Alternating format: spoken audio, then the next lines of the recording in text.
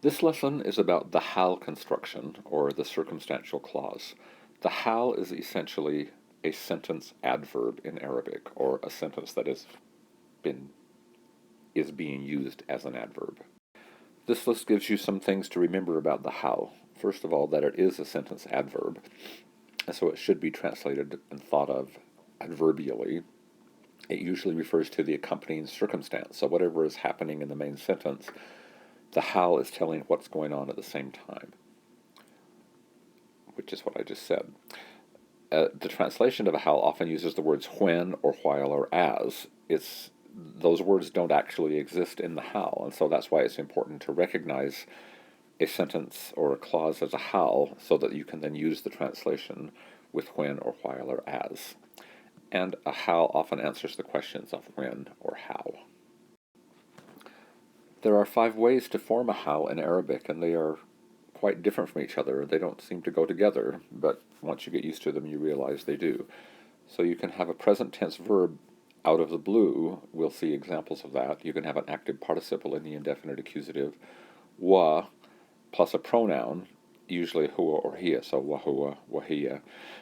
Wa plus the word qad plus a past tense verb, which has a slightly different meaning than the other haals because it's not just accompanying circumstance, but it's something that's already happened that is somehow relevant to what's happening now. And then also, unlike the others, is the form wahda with a pronoun, so wahdahu, wahdi, that just means by myself, and they count that also as a haal. The example of the first type, verb out of the blue, I call it verb out of the blue because it is a verb that otherwise would be unexpected. So, for example, you get the word past tense verb jalasa followed immediately by a present tense verb, yastami'u al radio. He sat there listening to the radio. And so, if you were translating it literally, you would say he sat, he is listening to the radio. But the idea is that the he is listening to the radio is this circumstantial clause. It's an adverb. So he sat doing what? What was he doing as he was sitting? And so that's past and that's present, but it's the present tense verb out of the blue with no wa or any other coordinating conjunction like fa that is the mark of the haal. That's how you recognize it as a haal. It's a verb that comes out of the blue. The second sentence example, kharaja min al-bayt yahmilu haqiba kabira. So he left from the house carrying a big suitcase. The second way of forming a haal involves an active participle in the indefinite accusative. It comes in the same place as the verb out of the blue would come, so often it's with a past tense verb. So dakal al-ghurfa, he entered the room, hamilan bintahu as-saghira, carrying his small daughter. This particular way and the verb way tend to be interchangeable, so you could have said dakhala al-ghurfa yahmilu bintahu as-saghira instead of hamilan. Masha fi shara, he walked in the street, mubtasiman, smiling, or yabtasimu, you could have said. And radda ala su'al, qa'ilan inna, he answered the question saying that. And actually, qa'ilan is by far the most common haal. In news articles, you'll see it constantly when they're quoting some official or an eyewitness saying that. It's how they introduce the quote. The third way of forming the haal is with wa and a pronoun, and it tends to mean when. So, for example, Asha fi Lubnan wa huwa saghir looks like it means he lived in Lebanon and he is small, which makes no particular sense, but you recognize that the second part is a haal, it's subordinate, and it's adverbial, so it means he lived in Lebanon when he was small. And the second one comes from the corpus, actually, qalat ammati fi asa. So my aunt said in sorrow, wa hiya tandur ilayya, as she was looking at me, or when she was looking at me. Again, it's recognizing that it's a haal, so that you recognize that it's subordinate and that it's adverbial.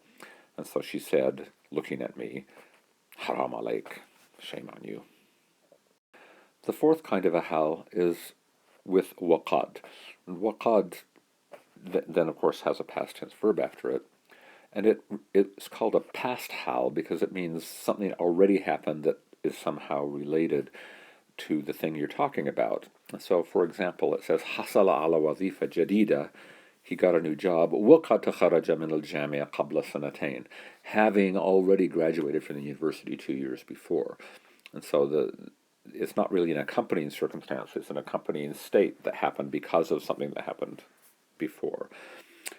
The second example is also from the corpus. قال الشاب وقد تغير صوته تماما, and then what he said. So the young man, his voice having completely changed, said, etc. And so the idea, his voice having completely changed happened before he started to say this thing. And finally, we get the examples with wahda and a pronoun. So كنت أعمل وحدي لمدة طويلة, I worked by myself for a long time. And وصلت إلى المحطة, this is هي. So وصلت إلى المحطة وحدها بعد منتصف الليل, she arrived at the station by herself after midnight. So the key in understanding and using and recognizing haals is really in the recognition. As long as you notice that it's a haal, then it's fairly simple to figure out what it means. But if you don't recognize it as a haal, the chance of getting the precise meaning is very low. And so, for example, some of the sentences that we've just seen, if you don't recognize their haal, end up not making sense. So he listens to the radio. So we have these two verbs in a row, they're not in the same tense, it makes no sense. He lived in Lebanon and he is young. That's a literal translation, as if it was two separate clauses, but it's not recognizing that the second clause is subordinate and adverbial, so it's actually an incorrect translation. It should be he lived in Lebanon when he was young. And example from the last one, he got a new job and he graduated from the university 2 years ago. Again, it's a correct translation of each individual clause, but it's not recognizing that the second clause is a haal and is subordinate. And so it's really not a correct translation. It should be he got a new university having graduated from he got a new job, having graduated from the university 2 years ago. So to get the precise meaning, you have to recognize that the haal clause is a subordinate clause, not the main clause. It is related to the main clause and not just separate from it. And it needs to be interpreted and translated adverbially. So in the next few slides, I've given examples of each type of haal from the slightly more complicated examples from the corpus.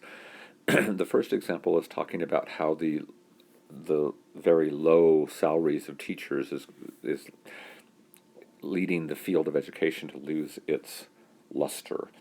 And then the second sentence there says, Ahad al-Qurra, one of the readers, kataba yaqul innahu. So he wrote saying that he refused to work as a teacher because of the low salaries. Okay? The second sentence says, Jalasa yantadiru nata'ij at-tahqiq. So he sat waiting for the results of the investigation. And the third one is, Jalasa yufakkir kayfa yumkin al-an al-mazj bain al-cinema wa fan al-masrah wa funun al-sihr. So he sat thinking, how is it possible now to combine or mix the art of cinema with the art of theater with the arts of magic? And so again, these are three examples of a past tense verb with a present tense haal. The examples on this next slide are using the active participle. So ajabani mubtasiman, he answered me smiling, and then whatever he said. The next one says karam uttered some curses at me and started kind of launching toward me, raising his fist. فَنَهَدْتُ وَاقِفًا مُسْتَعِدًا لِدِفَاعَ عَنْ نَفْسِي. So I got up, standing, preparing, it's two haals in a row, preparing to defend myself. Okay? The next one says, he still insists on going out. لا يزال يصر على الخروج مرتديا جلبابا جديدا نظيفا. And so مرتديا is an active participle from irtada, to wear, wearing a new clean galabiya or robe. And finally, خرج الناس إلى الشوارع, the people went out to the street, مبتهجين, rejoicing. This is in a novel about the end of the war. On this slide, we have examples of the pronoun wahuwa, wahia, etc., with wa, followed by a haal that is supposed to be interpreted adverbially. So, kharaja ismat min al-hammam, wahuwa yujaffif wajhahu. So he came out of the bathroom drying his face. Notice again that if you don't notice it's a haal, you're not going to get the actual relationship between those two clauses. Okay? Then nadara ilayya bi shay'in min ad-dahsha. So he looked at me with a bit of surprise. Wa huwa jalis al maq'ad al-kabir. I left out the ra on kabir. But as he was sitting on the big chair, he looked at me with a bit of surprise. Irtafa صوت الراعي وهو ينادي أغنامه. Okay, so the voice of the shepherd arose as he was calling his sheep and walking towards them. كنت أحلم, so I used to dream وأنا طفل, when I was a child, بأن أكون قائدا لسيارة السباق, that I was a driver of race cars. So I used to dream of driving race cars. وأنا طفل. And again, if you just translate it straight, it says, and I am a child, which really makes no sense, but it's a haal, when I was a child. Okay? تدخل المرأة الأولى وهي تولول. Meaning something like the first woman enters the room wailing, and then everyone turns to look at her. And the last one says, I sometimes, كنت أحيانا وأنا نائم في عز الليل. Okay, so when I was sleeping in the middle of the night, I used to, and then the kuntu goes with asma. I used to hear the sigh or the cry or whatever, etc. You can figure out the rest of the sentence if you like. Now on this page I put an example that is less common, but it's actually also the same kind of construction. You don't actually have to have a pronoun with that wa to have a haal. This is called waw al-haal, the waw or wa that creates a haal. You normally do have a pronoun because there's something in the haal that is related to the sentence. And so then you can change that thing into a pronoun. So if it's the subject or the object of the main clause that's also in the haal, then you just say wahua, wahia, wa'ana, whatever. But sometimes you just have an accompanying circumstance where that person doesn't have any part of the haal, and that's what we have here. We have dakhaltul bansion, so I entered the little hotel, وَالنَّوْمْ يُخَيِّمْ عَلَى أَرْجَائِهِ, and sleep was settling over its corners, literally. In other words, he entered the little pension house when it was like late at night and everyone was sleeping. And so this wow here is wow al-hal, and the rest of this has to be interpreted adverbally, and that's why you have the past tense here and the present tense here. I entered it as sleep was tenting, literally settling over all parts of it. This slide shows examples of the past haal. So the first one says, Jalastu amamahu. Okay, I sat in front of him. وَقَدْ تَرَكْتُ بَابَ شَقَّ مَفْتُوحًا, having left, already having done something, having left the door of the apartment open. Okay, the next one says, ظَلَّ طَارِقْ يَتَطَلَّعْ إِلَيْهِ. So Tariq looked at him, وَقَدْ انْقَطَعَ وَجْهَهُ, his face having turned pale, and then he looked like he'd lost the ability to speak. So he looked at him, this other thing having already happened. غَدَّ أَدْحَمْ عَيْنَيْهِ مُتَأَثِّرًا وَقَدْ تَصَعَّدَ دَمْ إِلَى وَجْهِهِ. Which means something like Adam lowered his eyes, okay, and then مُتَأَثِّرًا is a haal. It's the other kind of haal, being affected by whatever's going on. But then we have a past haal. وَقَدْ تَصَعَّدَ دَمْ إِلَى وَجْهِهِ, blood having risen to his face. Okay, and then he said, and then Idris said. Now, all haals, and this one in particular, are a little bit hard to recognize because you can get the same thing with different constructions. So, for example, the verb out of the blue doesn't always mean haal. Sometimes it's just an indefinite relative clause. And waqad is a case like that. There are many, many, many waqads in a language which aren't examples of haal.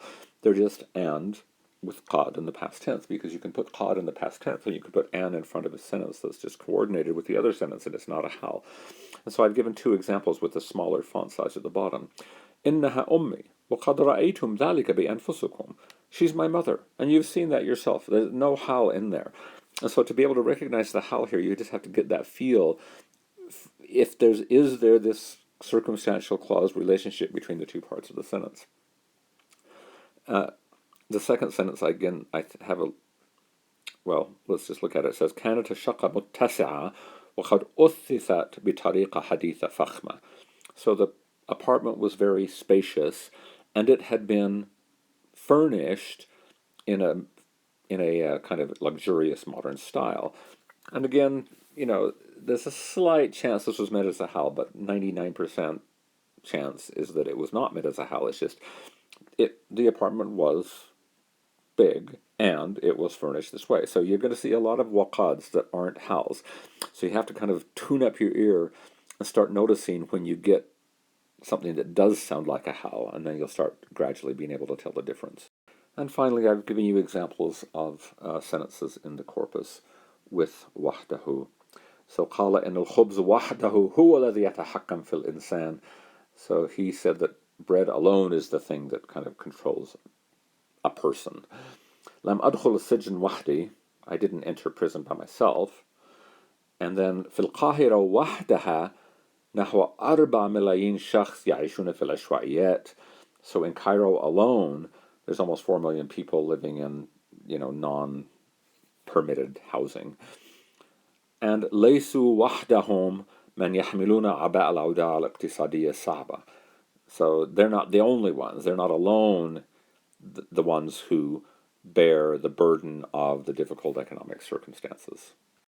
So to sum up, it's important to learn to recognize haal constructions and remember, first of all, that they are subordinate clauses.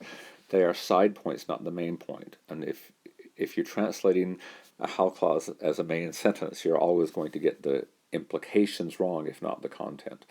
And secondly, a haal is a kind of a sentence adverb, so its translation needs to have an adverbial feel to it, often with the words when or as or while or something like that.